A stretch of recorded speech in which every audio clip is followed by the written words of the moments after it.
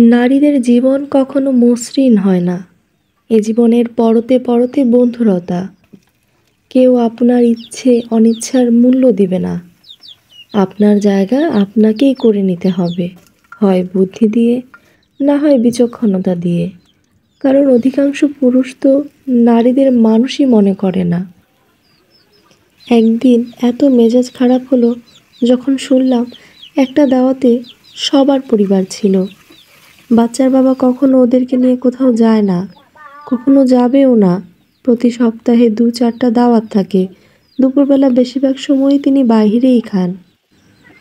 শুনুন হে ব্যস্ত জনাব, আপনার ব্যস্ততার চাপায় পিষে যাবে কতগুলো রঙিন স্বপ্ন, পিষে যাবে স্ত্রীর প্রেম, খসে যাবে আপনার যৌবন, হারিয়ে যাবে সন্তানের শৈশব, হারাবেন মায়ায় পড়ার নিষ্পাপ চাহনি, হারাবেন ভালোবাসা, হারাবেন সময়।